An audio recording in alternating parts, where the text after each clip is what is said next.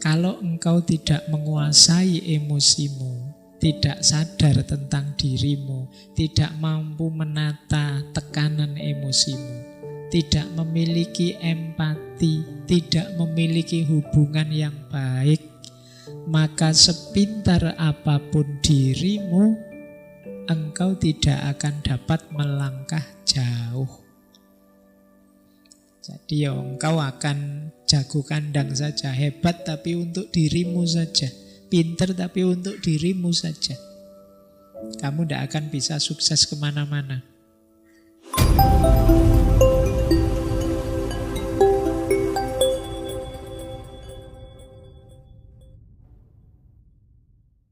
Emotional intelligence itu unsurnya 4 tadi ya.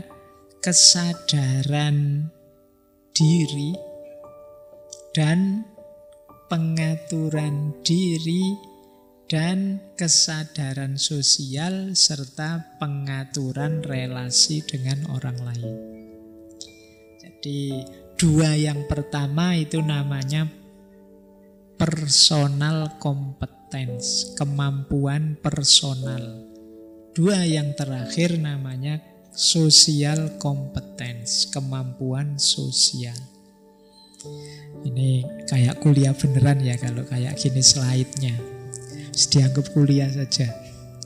Jadi kesadaran, kita sadar emosi kita dan mampu mengelolanya. Kita sadar sebagai makhluk sosial dan mampu mengelolanya. Sebenarnya kuncinya itu yang disebut kompetensi personal dan kompetensi sosial. Yang sadar itu namanya what I see, apa yang harus aku lihat, apa yang harus aku penuhi. Kalau yang pengaturan itu what I do, apa yang harus aku lakukan. Jadi yang disadari dan yang dilakukan, baik sehubungan dengan diri kita sebagai pribadi maupun diri kita sebagai makhluk sosial. Sederhananya itu sebenarnya kecerdasan emosi itu. Nah, sekarang kita gali satu demi satu. Kesadaran diri itu cirinya 4. Yang pertama tadi ya, mampu mengenali emosi dalam diri kita. Saya itu rasanya sekarang kayak gimana sih? Itu bisa. Saya Pak rasanya capek Pak, bosen Pak, lelah Pak, jenuh Pak, dan lain sebagainya. Ini mampu mengenali emosi. Terus menerima diri apa adanya. Kan sulit kadang orang itu susah menerima dirinya. Menganggapnya dirinya baik terus. Tidak sadar kadang-kadang ya banyak jelek-jeleknya. Jadi tahu dan menerima. Saya baru sadar misalnya, saya kalau ngaji kok ngadep sana terus ya, tidak pernah ngadep sini ya. Nah, jangan-jangan ada yang tidak beres ini di emosinya. Misalnya ada dorongan-dorongan tidak sadar ngadep sana misalnya. Nah ini diterima dulu, iya ya. Mestinya ya tidak begitu, mestinya ya ngadep ke sana juga, ngadep teman-teman cowok-cowok yang di sana, kok saya ngadep sini terus ya misalnya. Nah, dan itu bukan harga mati, berarti kan besok ngajinya ngadep sana juga lah, tidak ngadep sini. Tapi diterima dulu. Kalau orang denial, menyangkal, enggak, kebetulan saja ngadep sini. Biasanya juga tidak begitu. Misalnya menyangkal, kalau menyangkal tidak ada perbaikan. Terimalah bahwa kita itu memang bisa keliru, bisa salah, bisa tidak pas, emosi kita bisa meleset, untuk selanjutnya diperbaiki. Termasuk self-awareness itu percaya diri. Nah, cuma percaya diri sesuai kenyataan diri kita. Hari ini kan banyak orang itu memotivasi kita. Pokoknya kamu bisa deh, kamu bisa deh. Ya, tapi yo harus sadar kenyataan juga. Misalnya, wah saya pengen 2024 tak nyalon presiden ya. Wah terus bisa pak, yo. Iya, kamu tidak realistis namanya. Percaya diri ya, tapi sadar kenyataan juga. Ini lebih sehat untuk emosi kita. Kemudian yang terakhir, mampu menertawakan diri. Ini menarik. Menertawakan diri itu berarti apa? Aku menerima bahwa aku ini banyak kekurangan juga. Ada salah, ada khilafnya juga. Meskipun aku ya tidak putus asa. Jadi ini kan terus menertawakan diri. Bodoh banget yo aku ini. Gitu. Saya sering kalau mahasiswa itu di kelas diperintah apa tidak bisa, itu malah ketawa. Harusnya kan sedih, dia malah ketawa. Tidak bisa ya Pak, tidak mampu ya Pak. Kan sering begitu. Jadi, kamu sudah baca belum? Belum baca ya Pak. Terus ketawa. Tidak apa-apa loh. Anggap saja itu menertawakan dirimu. Kadang-kadang kan aku heran, loh kamu ketawa, yang diketawain siapa? Oh mungkin dirinya sendiri, bahwa betapa konyolnya aku, betapa tidak bertanggung jawabnya aku. Tidak masalah, jadi salah tidak membawa putus asa, tapi membawa penertawaan diri bahwa aku ini memang belum baik, aku ini memang belum bagus, saatnya untuk diperbaiki. Nah ini ciri-ciri orang sadar diri. Nah strateginya apa untuk membangun kesadaran diri? Yang pertama, ayo merenungi nilai-nilai hidup. Kesadaran diri itu selalu gandeng, selalu bersama dengan nilai-nilai hidup. Orang bisa memvalue dirinya itu kan dasarnya nilai yang dia pegangi. Aku kok marah, padahal harusnya aku ini penyabar loh. Dalam hidup ini yang lebih utama itu sabar. Loh sabar itu nilai yang kita yakini utama. Sehingga ketika kita marah berarti kita keluar dari nilai yang kita yakini. Loh aku kok ngamuan padahal aku ini orang Islam. Katanya Islam itu rahmatan lil alamin, cinta damai. Berarti meleset yang aku lakukan ini. Loh itu kesadarannya muncul karena kita sadar nilai. Nilai ini jadi standarnya. Kalau kita tidak punya standar, ya kita tidak tahu sudah meleset apa belum. Yang kedua, untuk sadar diri, mari sering-sering mengamati efek dari emosi yang kita ungkapkan. Saya marah-marah tadi loh, kira-kira ada baiknya enggak sih?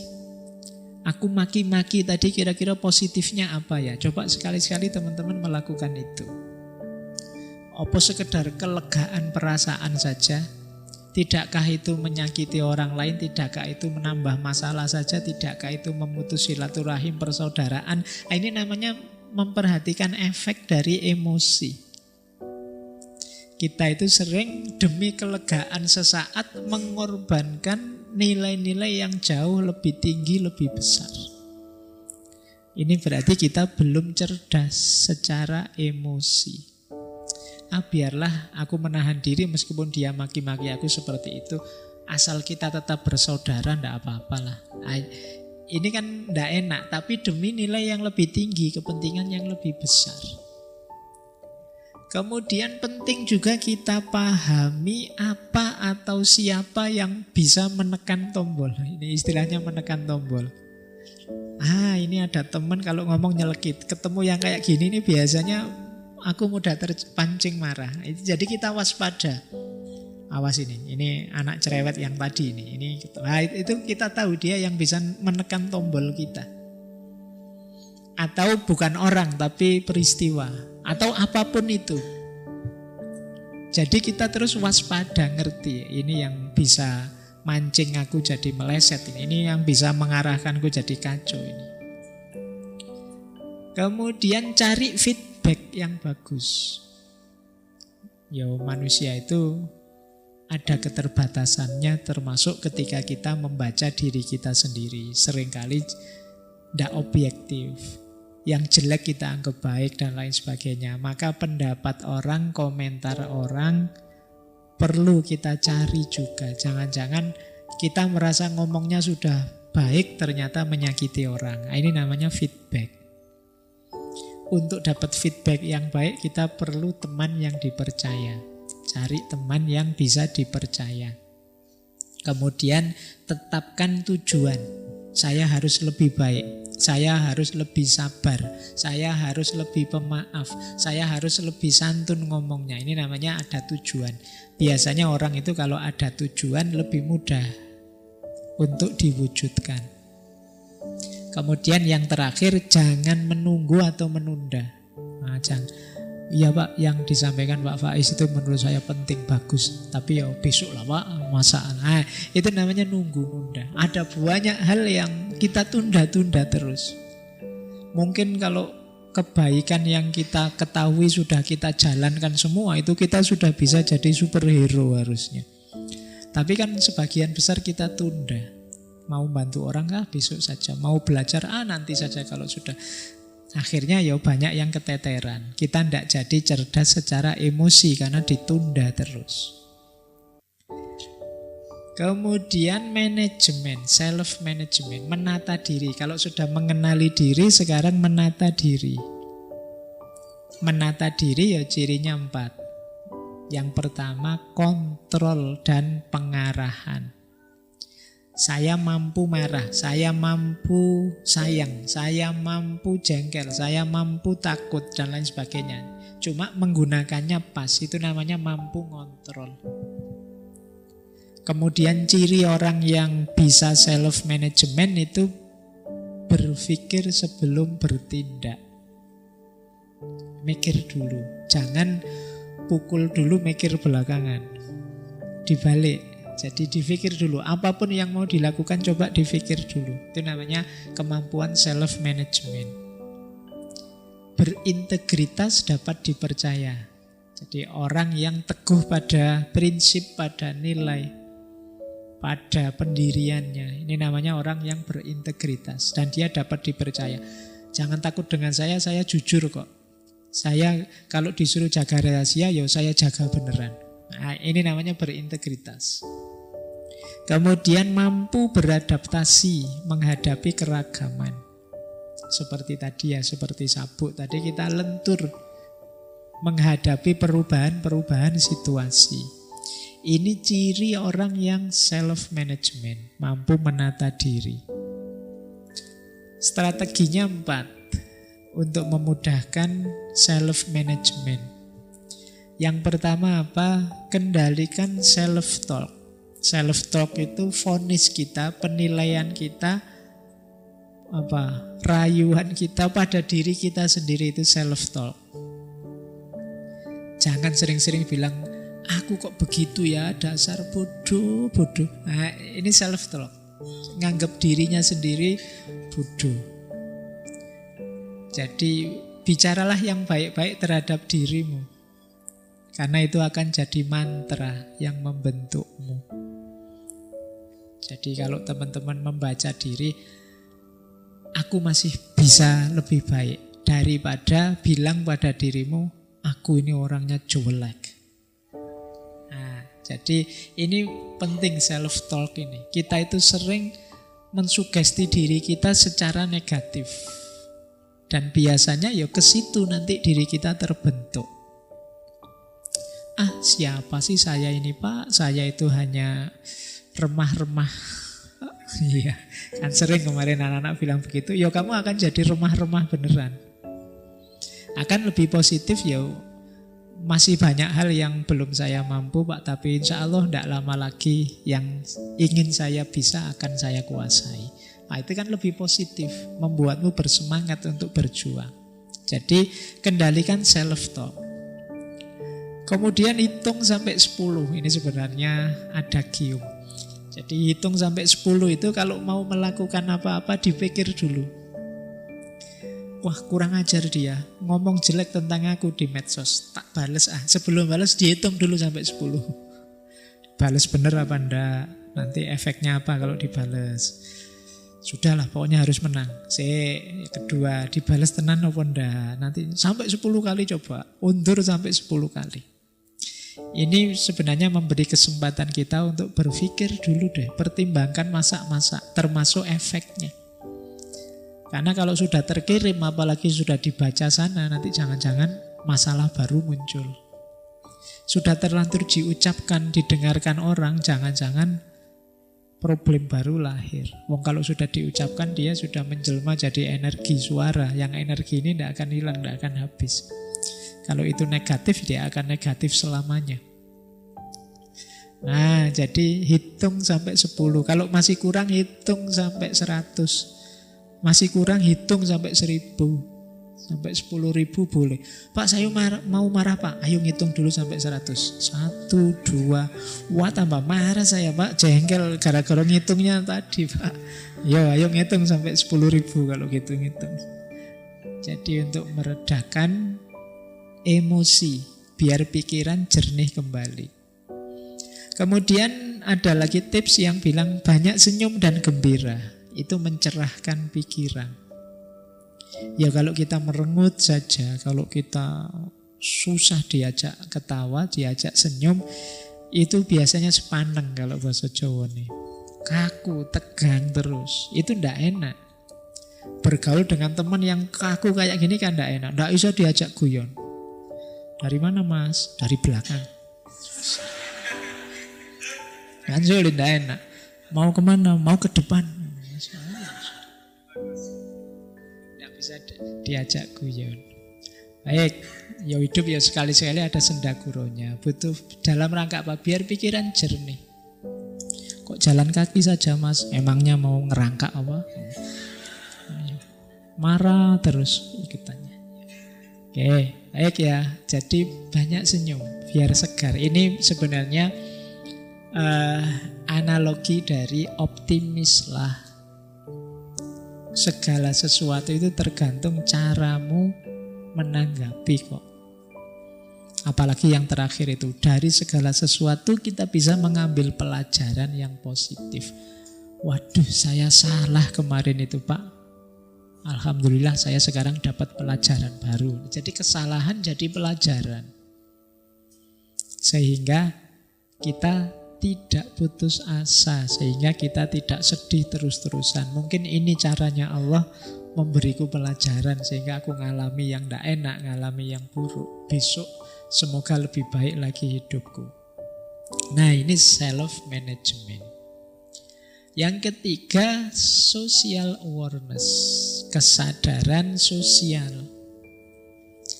Ya antara lain tadi ya, kalau tadi memahami emosi diri, kalau sekarang memahami emosinya orang lain.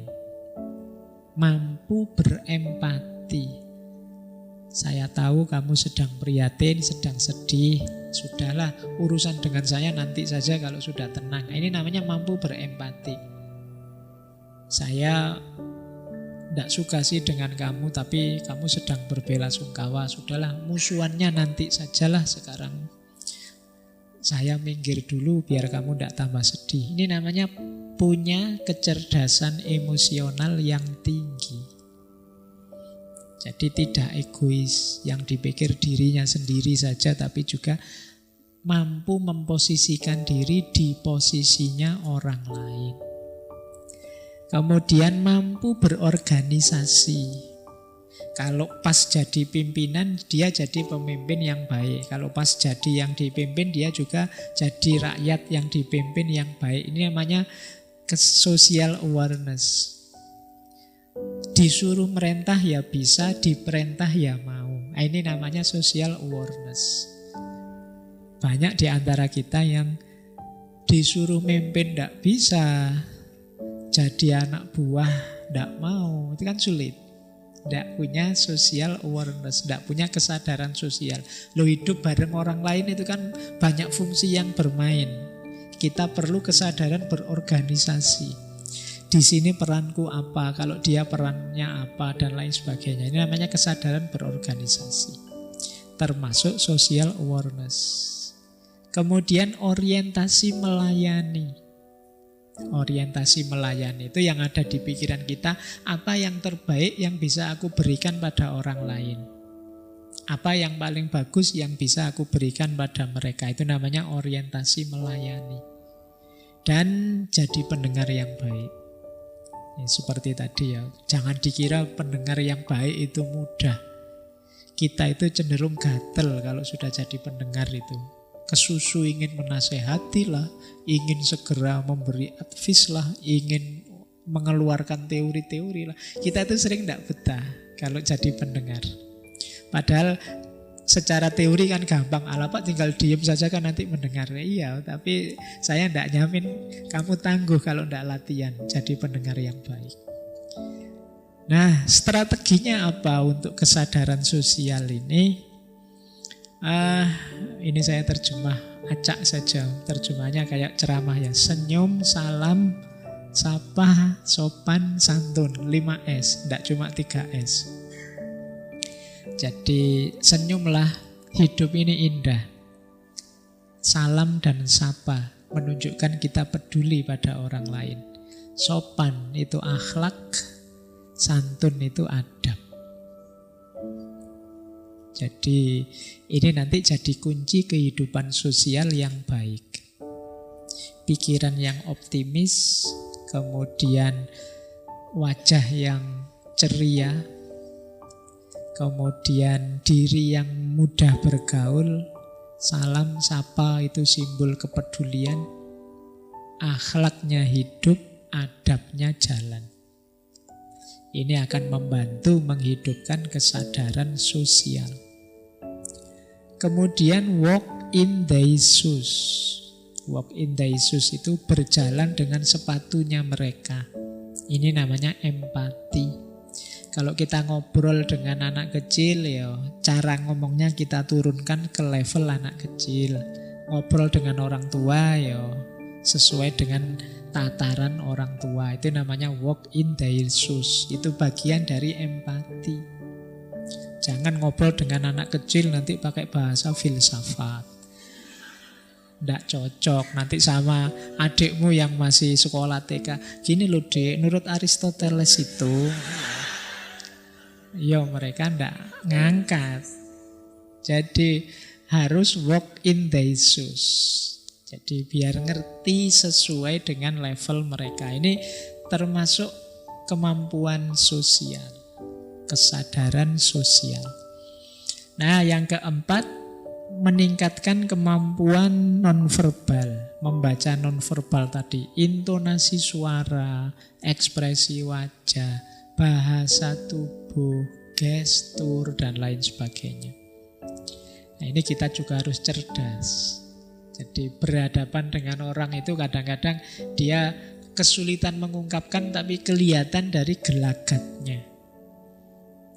Jadi mungkin intonasi suaranya tiba-tiba jadi bulat misalnya. Waduh gimana ya Pak, salah itu berarti dia sedang gelisah. Atau ekspresi wajahnya, atau bahasa tubuhnya, gestur yang dia pakai dan lain sebagainya, entah sadar entah tidak. Nah itu kalau kita cerdas di sini ya berarti kemampuan emosional kita lumayan. Karena dia bagian dari kesadaran sosial. Baik, nah ini yang keempat. Skill dari kecerdasan emosional yaitu relationship management.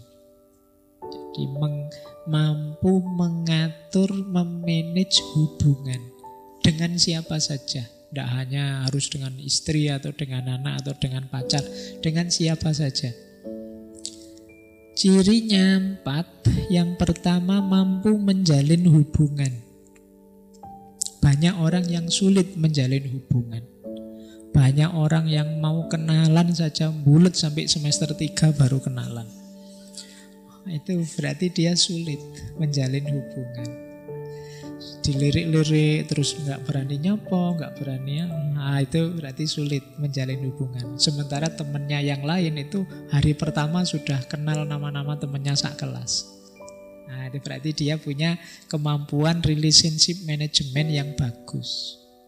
Ada orang yang sulit, ada orang yang mudah. Tapi seperti saya bilang tadi, ini bukan harga mati. Jadi setiap orang bisa kok kalau memang ingin. Pak, saya ingin jadi orang yang ramah, apa bisa ya Pak? Bisa. Saya ingin jadi orang yang mudah dikenal, mudah dekat dengan orang lain, bisa. Nah, yang kedua mampu menemukan dasar yang sama dan membangun kebersamaan. Jadi biasanya orang itu suka melihat aku dan kamu bedanya apa. Tapi orang yang punya kemampuan relationship management itu justru lebih melihat samanya apa. Wah, kita sama-sama senang ngaji filsafat nih. Meskipun nanti mungkin di medsos gegeran lagi. Tapi kan ada yang dilihat dasar yang sama. Jadi kalau Bhinneka Tunggal Ika itu yang difokusi yang ikanya. Jadi wah sama-sama orang Jogja, meleset orang Jogjanya ya kita sama-sama Muslim, meleset Muslimnya kita sama-sama Indonesia kok, meleset Indonesianya kita sama-sama warga dunia, meleset warga dunianya kita sama-sama manusia, meleset manusia ya kita makhluknya Allah semua lah ya. Jadi ini namanya kesadaran membangun kebersamaan. Jadi selalu ada alasan untuk kita hidup bersama saling rukun. Cuma memang orang itu biasanya lebih suka mencari basis yang berbeda. Wah, kamu pro kubu sana ya, berarti musuhku ini. Nah, terus begitu. Hari ini kan logika kita selalu begitu. Tidak, wah kamu pro kubu sana ya, enggak apa-apalah. Yang penting kan kita masih sama-sama Indonesia. Kubu sana juga Indonesia. Nah ini namanya kemampuan menjalin hubungan dengan dasar yang sama. Lebih fokus melihat samanya. Wah kamu alirannya itu ya, enggak apa-apa. Sama-sama Muslim kok kita. Sama-sama Indonesianya kok kita. Nah ini namanya kemampuan menemukan dasar yang sama. Kemudian persuasif. Jadi persuasif ini biasanya lawannya agresif. Agresif itu ingin menguasai, ingin mendominasi, ingin menang-menangan. Tapi kalau persuasif ya saling mempengaruhi dalam kebaikan dengan cara yang baik. Kadang-kadang diartikan membujuk, merayu, itu kan persuasi. Jadi karakter orang yang bagus, manajemen hubungannya itu persuasif. Jadi mendorong orang, membangkitkan orang tanpa harus mendominasi, tanpa harus memaksa, tanpa harus menyerang. Kemudian komitmen, dedikasi, dan melayani. Jadi hidup bersama itu kan biasanya kan ada kesepakatan bersama. Ada keinginan bersama, cita-cita bersama. Nah, orang yang canggih pengaturan emosinya itu mampu berkomitmen. Jadi, wah ini urusan bareng-bareng kita bersama.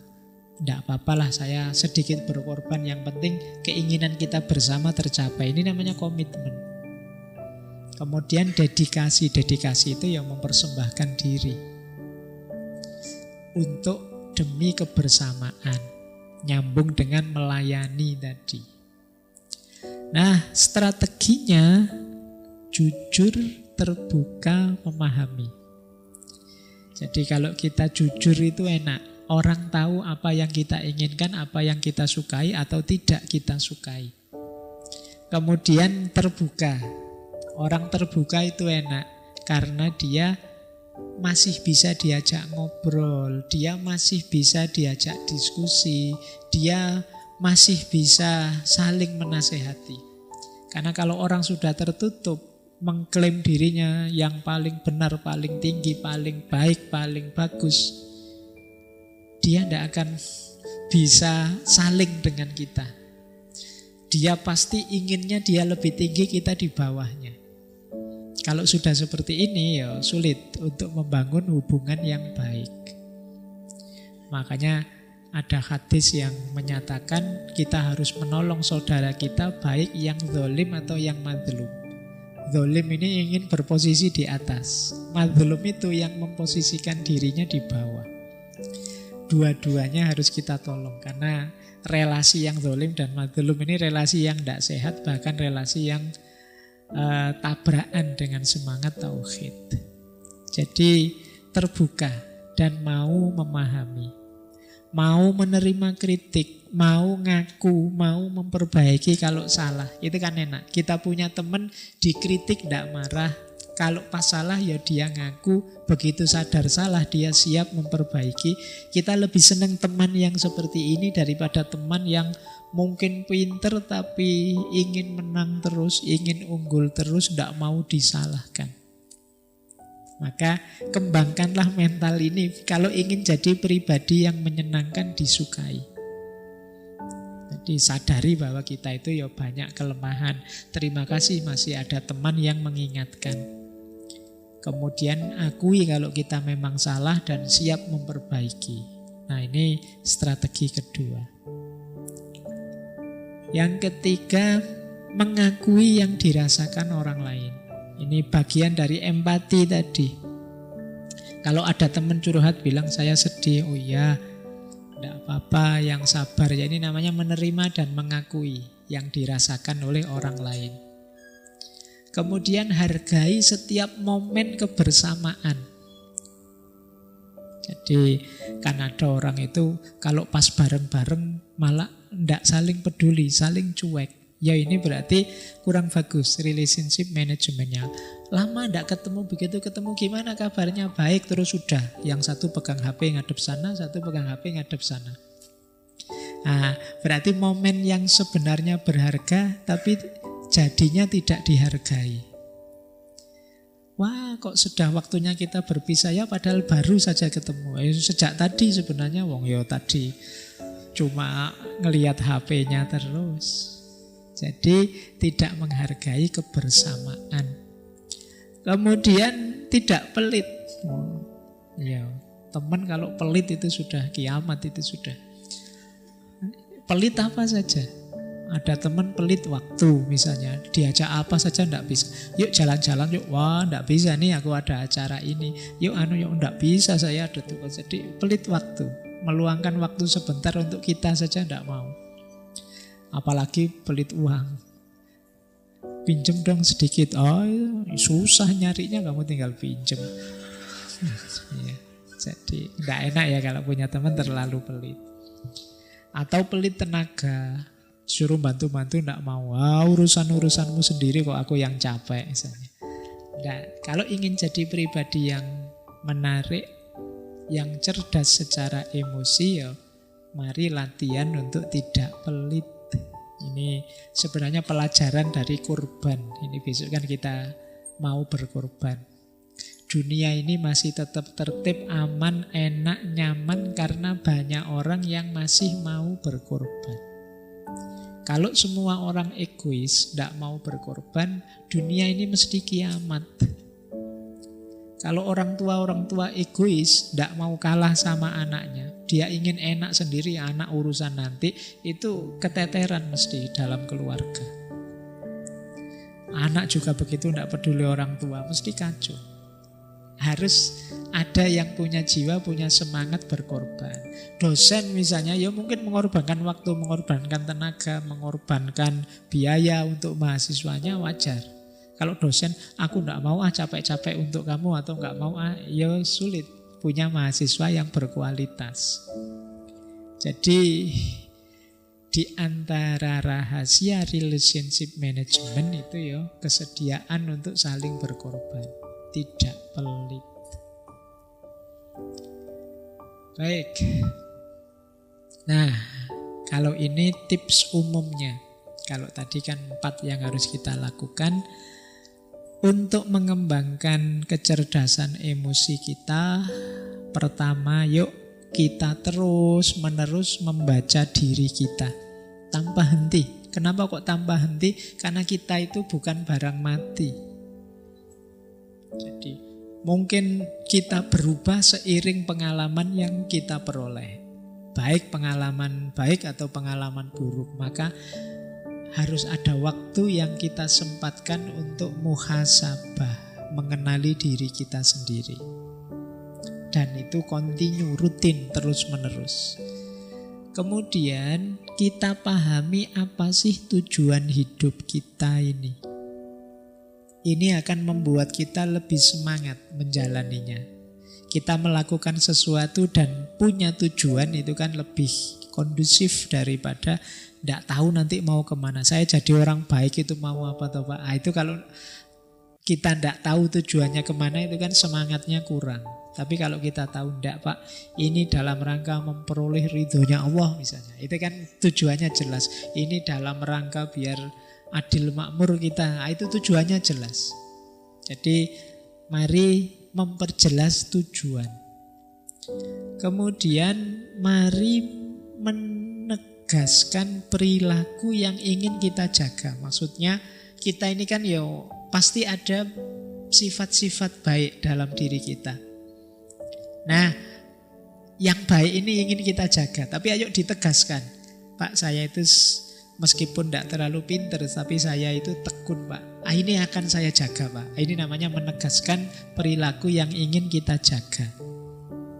Sekaligus mengidentifikasi perilaku yang ingin kita kembangkan. Saya orangnya tidak sabaran, Pak, tapi saya ingin jadi orang sabar. Ini berarti perilaku yang ingin saya kembangkan. Kita latihan untuk jadi orang sabar. Kemudian membiasakan diri dengan perilaku baru yang lebih baik. Jadi karakter, sifat, perilaku itu kan dia tertanam kalau kita biasakan. Maka riyadhah kita antara lain membiasakan perilaku yang baik.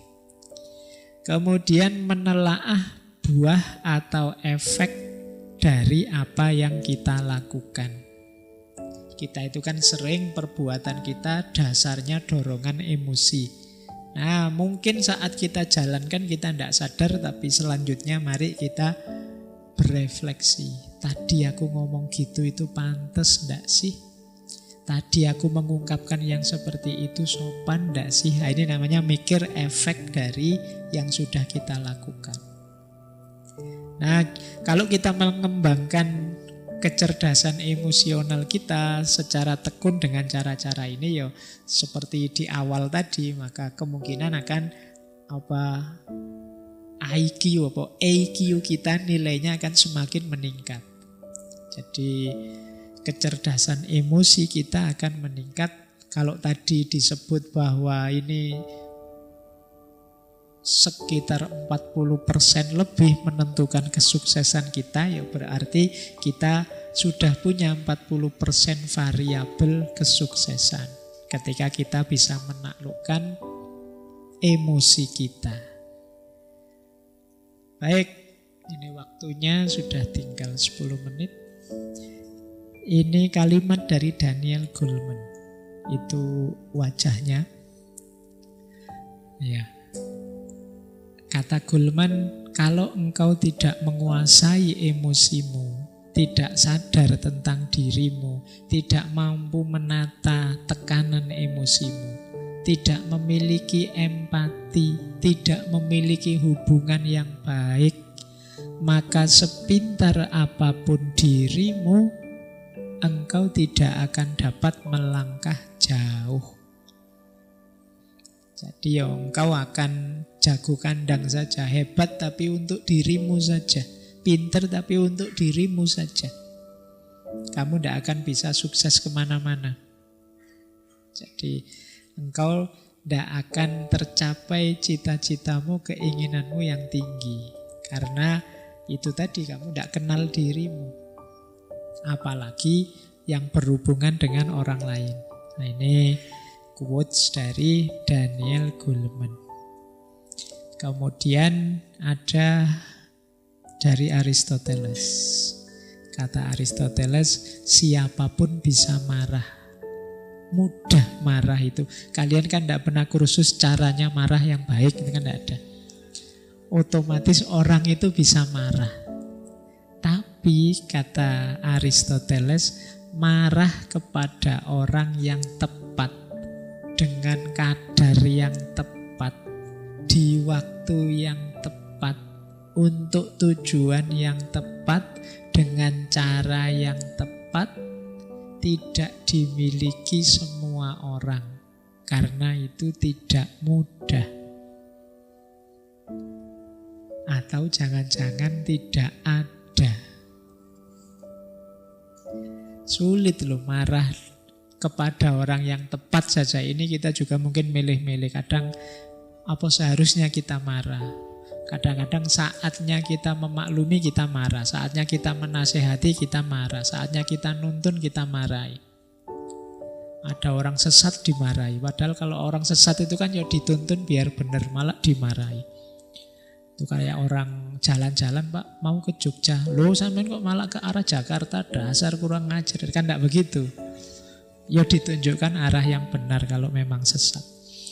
Nah, marah pada orang yang tepat, apalagi dengan kadar yang tepat. Kadang-kadang kita kan sering over. Marah itu kan kadang salahnya kecil, marahnya besar. Kan sulit kan kita marah kecil. Saya ingin marah Pak, tapi kecil saja kan nggak bisa. Marah itu selalu heboh, mesti besar. Padahal salahnya kecil. Kemudian di waktu yang tepat. Ini juga perlu pembacaan detail. Untuk tujuan yang tepat. Biasanya kalau marah kan kita tidak mikir tujuan. Apa setelah marah terus urusan selesai? Apa setelah marah terus yang kacau jadi beres? Dan lain sebagainya. Maka pastikan kalau marah tujuannya tepat, caranya juga tepat. Karena ini memang sesuatu yang tidak mudah. Nah, pada akhirnya kita tutup dengan kalimat dari Benjamin Franklin. Apapun yang dimulai dengan kemarahan akan berakhir dalam rasa malu. Jadi orang marah pikirannya tidak jernih. Maka tadi ya, kecerdasan emosi itu mix antara emosi dengan pikiran, dengan akal yang jalan. Marah itu menandakan emosinya tidak terkontrol. Biasanya malu. Kalau tidak percaya, kalau sedang marah, teman-teman kan sekarang sadar ponsel itu kan, kalau ada yang marah coba di video. Ya, terus ditonton. Jarang orang, wah cakep banget ya aku pas marah, kan jarang begitu mesti. Mesti nganggep pas marah mesti jelek. Kan banyak ya sekarang kamera-kamera candid itu pas orang lagi marah-marah, lagi nendang-nendang lagi itu. Itu kan kita nonton saja kan rasanya jelek. Jadi mesti pelakunya juga ketika nonton video itu mesti malu. Jadi kemarahan itu, segala yang dimulai dengan kemarahan akan berakhir dengan rasa malu. Kita marah sampai segitunya dengan teman kita, mungkin besok bisa rukun lagi. Tapi ketika mengenang kemarahan kita bersama teman kita tadi, biasanya kita malu. Iya ya, sekarang kita rukun, dulu saya sampai kayak gitu marahnya. Kamu sih, saya. Tapi kan kita malu. Kita lepas kontrol sampai marah. Maka emotional quotient, kecerdasan emosi ini penting untuk kita hidup sukses, hidup nyaman. Bahkan ada yang bilang sampai 80%, ada yang nulis sampai 85%. Unsur kesuksesan kita terletak pada kecerdasan emosi ini. Kalau menggunakan bahasa agama, ya kecerdasan emosi ini mungkin berhubungan dengan muhasabah dan muraqabah. Muhasabah itu kemampuan kita menyadari diri, membaca diri, menata diri. Kalau muraqabah itu apapun yang kita lakukan, jangan lupa kita selalu diawasi oleh Allah. Jadi jangan sembarangan. Jadi laksanakan segalanya sesuai dosis dan porsinya. Karena Allah selalu melihat. Jangan sampai kita malu di hadapan Allah. Nah ini kesadaran muraqabah namanya. Jadi kalau kita ada di tataran muhasabah dan muraqabah ini, insya Allah kecerdasan emosi kita akan terjamin. Perilaku kita lahir dan batin lebih tertata.